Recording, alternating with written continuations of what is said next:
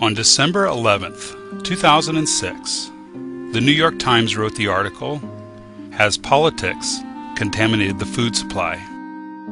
In it they said, "This fall has brought plenty of bad news about food poisoning. More than 200 people in 26 states were sickened and 3 people were killed by spinach contaminated with E. coli.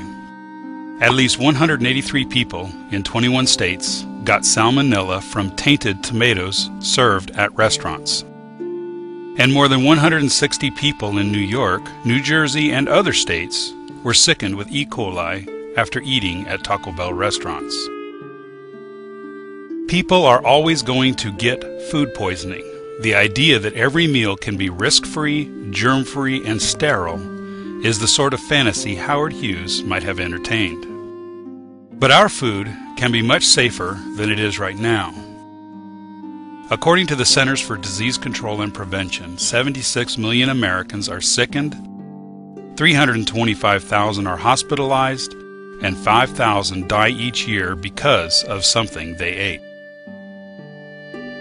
Here are just a few similar outbreaks found within our nation's food supply just a few days prior to the making of this video.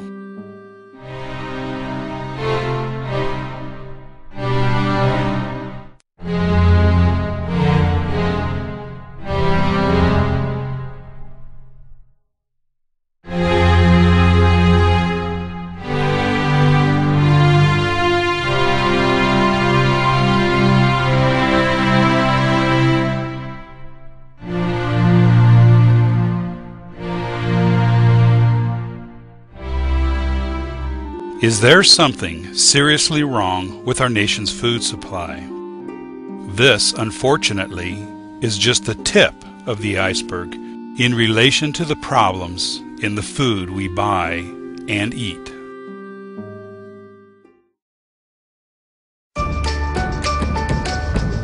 You wonder, does she still think boys are icky? You wonder, what's up with his hair?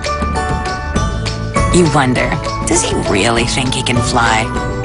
You'll always wonder about your kids, but one thing you don't have to wonder about? The goodness of new Wonder Smart White. It's got the fiber of 100% whole wheat, the calcium of 8 ounces of milk, and vitamin D. New Wonder Smart White. Always wonder. White bread is made from wheat flour from which the bran and the germ have been removed through the process known as milling. Milling gives white flour a longer shelf life by removing the bran, which contains oil, allowing products made with it, like white bread, the ability to survive storage and transit times.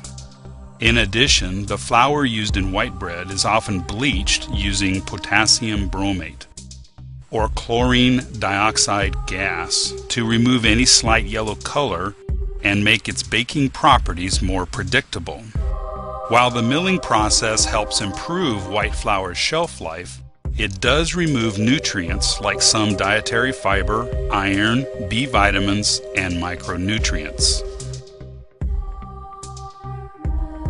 The Miami Herald wrote on June 23, 2011, "Chemically treated produce, highly processed foods, and refined ingredients like white flour and sugar cause sickness and disease, as well as a host of minor ailments such as digestive issues and lack of energy." The Herald Sun wrote on June 24, 2011, the New England Journal of Medicine published research that advised Weight Watchers to cut out sugar-sweetened drinks, potatoes, and refined grain foods such as white bread, white rice, and low-fiber cereals. They urged people to eat more natural foods such as fruit and vegetables, whole grains, nuts, and yogurt, while avoiding anything processed. The Daily News of Analysis wrote on June 20, 2011, "It's important to avoid the consumption of jittery foods such as caffeine and foods high in white flour, such as cookies and white bread, as these strip us of nutrients and fiber that normally keep your blood sugar stable. Substituting the jittery foods with brown rice, whole grain bread, and whole grain pasta will do more gain than expected. On June 19, 1999, the Center for Science in the Public Interest petitioned the Food and Drug Administration to prohibit the use of potassium bromate, which is used to strengthen bread dough. They charged that the Food and Drug Administration has known for years that bromate causes cancers in laboratory animals, but has failed to ban it. Wheat flour is a powder made from the grinding of wheat and is used in a wide variety of foods. For instance, this cake includes 2 cups of flour. According to the Food and Drug Administration's Defect Levels Handbook, the following levels of natural defects are allowed for wheat flour. Insect fragments, average 75 or more per 50 grams. Rodent filth, hair and or feces, average of 1 or more per 50 grams. The 2 cups or 450 grams of flour in the cake amounts to about 375 insect fragments and 5 rodent hairs or feces. These numbers fall within the acceptable levels according to the FDA. According to the Florida Department of Health's website, rodents can cause illness in people and pets through bites and direct contact with urine, droppings, and water contaminated with rodent urine. In addition, rodents can cause disease by contaminating food, drink, and eating utensils with urine or droppings. According to What's on My Food website, the following pesticide residues have been found in wheat flour.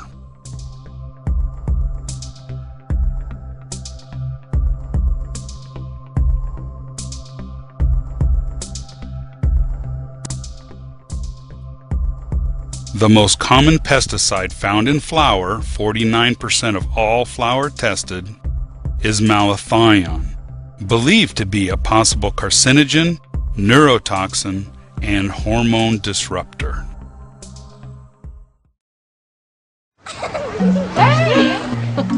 Wow. You don't care what the kids eat, huh? Excuse me? That has high fructose corn syrup in it. And? Yeah, you know what they say about it? Like what? I mean, It's that it's made from corn, it's natural, and like sugar, it's fine in moderation. love that top. Oh, well, thank you. Get the facts. You're in for a sweet surprise. Before the mass production of fructose since 1957, human beings had little dietary exposure to fructose. Fructose was limited to only a few items such as honey, dates, grapes, and apples. A system of sugar tariffs and sugar quotas imposed in 1977 in the United States significantly increased the cost of imported sugar, and U.S. producers sought cheaper sources. High fructose corn syrup, derived from corn, is more economical because the domestic U.S. and Canadian prices of sugar are twice the global price, and the price of corn is kept low through government subsidies paid to growers. High fructose corn syrup became an attractive substitute and is preferred over cane sugar among the vast majority of American food and beverage manufacturers.